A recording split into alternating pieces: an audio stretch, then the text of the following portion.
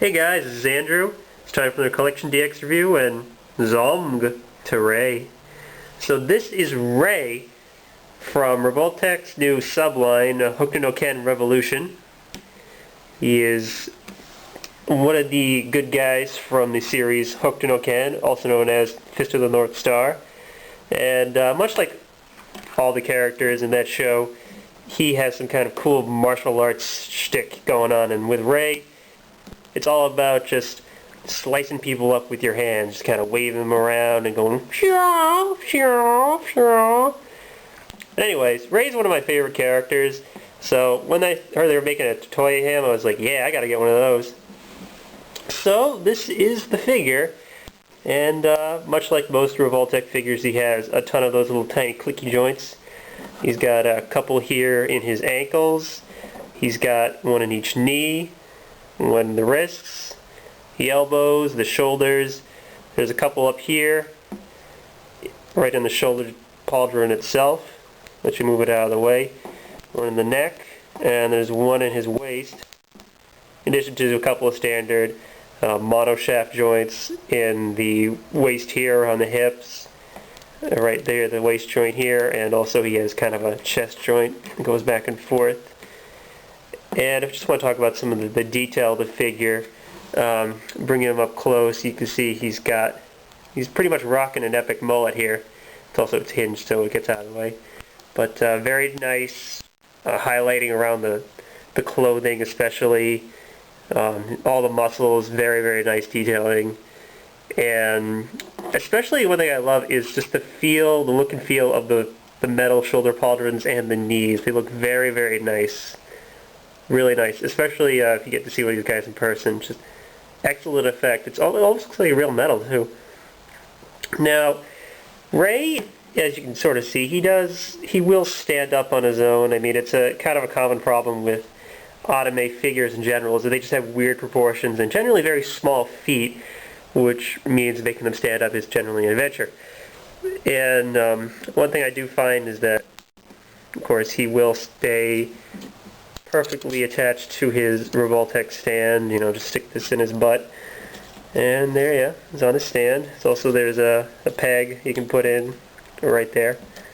Just kind of peg him in if you just don't want the big part on the back. Oh yeah, there's different size pegs on his feet, because one's for the main peg here, and then there's one right here.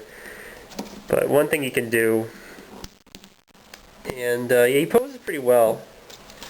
Especially considering he does have this weird joint in his legs that looks kind of weird sometimes.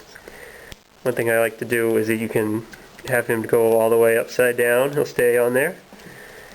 And just do that move he does like once in the TV show and all the time in the video game is the Nanto Ken Hien Ribu. Just kind of flying upside down. I mean, if you ever see the show, he's all about flying around and crazy jumps. Also, one thing I know you can do with him, this is more for the brave, is he will actually balance, if ever so precariously, on the end here. This is probably the tightest it'll fit in. Let's see if I can get that in shot and also balance it. Oh, yeah, there we go. So yeah, you can see he will balance right on the edge, so if you want to do some crazy aerial kung fu, there you go. Just stick him all the way up like that. Of course, you still want to just keep him like that for nice, secure, worry-free posing. If I have to say, one of the things I don't like about Revoltech figures in general is that they actually tell you when you get them, there's a little leaflet that says you should take like all the joints off and just use a pair of pliers or something. I use a pair of needle nose pliers with just an electrical tape around the edge. It's like take out all the joints and just sort of wiggle them around, make sure they move because there might be a little extra pain in there. And it's just kind of a housekeeping detail that you definitely want to do just to make sure that everything works perfectly. Now Ray, as you can see, he's kind of a standard figure, but he does have a couple of extra bits. He's got extra hand. Look at that. Get up there.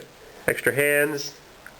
These are crooked slightly differently than the ones he has now. It's just sort of the difference between like being like this and then like this.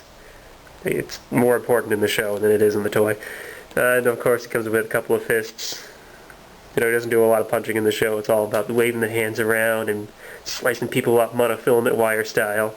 And speaking of that, one of the things he comes with, which was actually an accessory from a much older Hokuto no Ken figure, it was kind of a semi-fixed pose statue, is you got this little guy from the Fang clan, and these were just kind of your generic dudes who were post-apocalyptic barbarians, and like any good post-apocalyptic barbarians, they had midgets who would leap off the back of bigger guys and then attack with swords and stuff.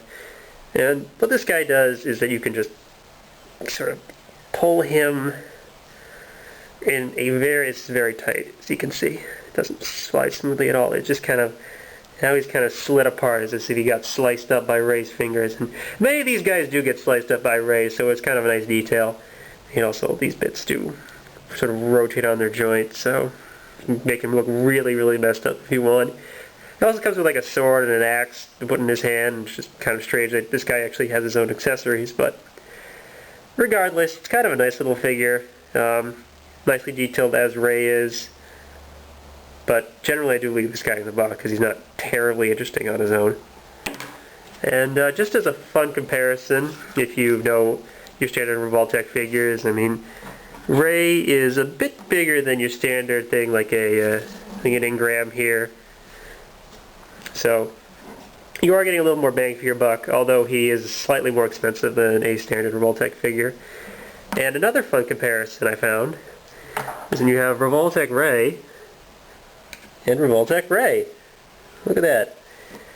I have to admit that when I bought this one, I thought she was going to be a lot smaller than she turned out to be. When I bought this guy, he turned out to be a lot smaller than I thought he was going to be.